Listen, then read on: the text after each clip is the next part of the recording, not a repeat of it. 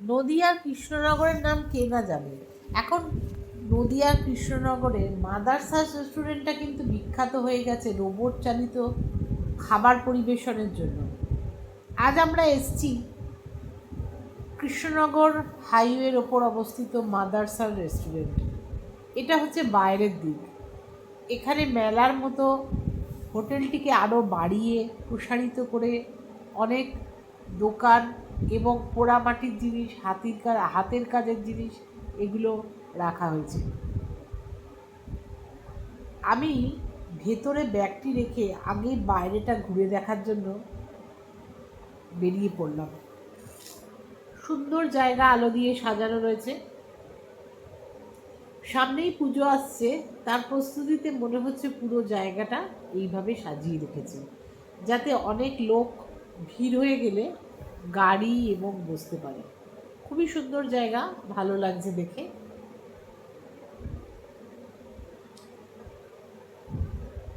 এই দোকানগুলি 12 মাসের মতো থাকে।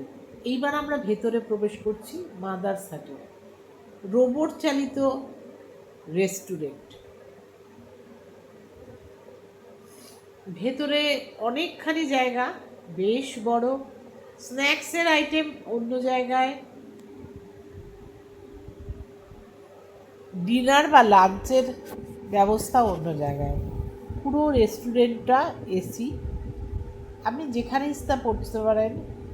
বিভিন্নভাবে এখনও তৈরি হচ্ছে রেস্টুরেন্টের পোর্শন। পুরো ঘুরে ঘুরে দেখলাম এবং তাই সঙ্গে চাইছি আপনাদেরকেও একবার দেখিয়ে দিতে। খুব সুন্দর, ভালোই লাগবে। খাবারের দামও খুব একটা বেশি নয়, একদিন আসাই যেতে পারে।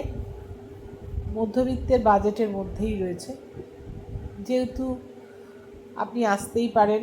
খাবারের কোয়ালিটিও ভালো। দেখে নিন রেস্টুরেন্টটা। তারপরে মেয়েরা এখানে সার্ভ করে, পুরুষ থেকে মেয়েদের সংখ্যা বেশি। সমস্ত আপনাকে অর্ডার দিতে হবে মোবাইলে। সমস্ত কিছুই এখানে যন্ত্রচালিত।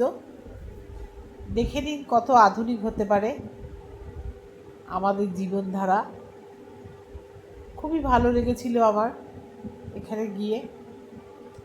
আপনাদের সঙ্গে সেই জন্য শেয়ার করলাম পুরো ব্যাপারটা। দেখে নিন, খুবই সুন্দর।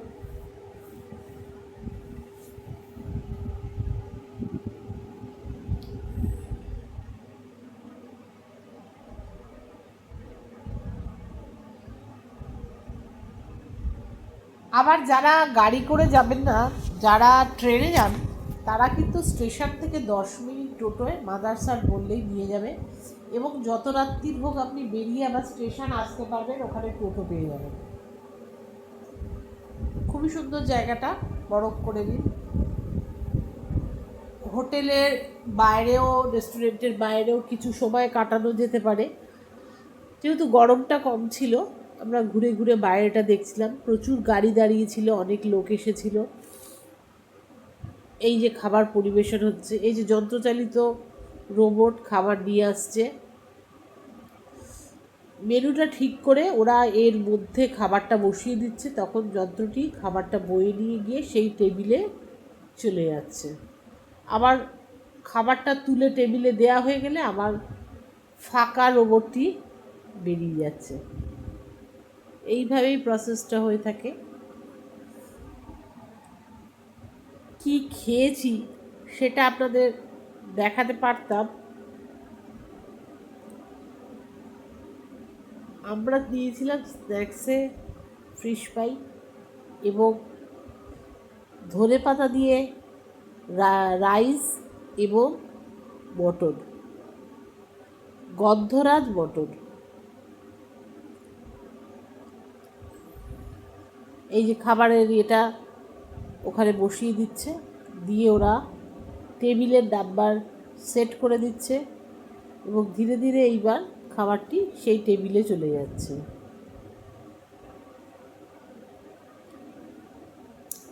মোবাইলের থেকেই কিন্তু এরা কোন টেবিলের থেকে অর্ডারটা নেওয়া হয়েছে সেটা এখানে সেট করে দিচ্ছে, সেই টেবিলে চলে যাচ্ছে রোবটটি খাবার পরিবেশন করতে।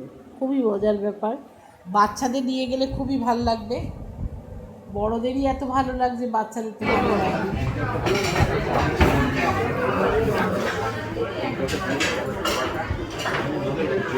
দাঁড়াও।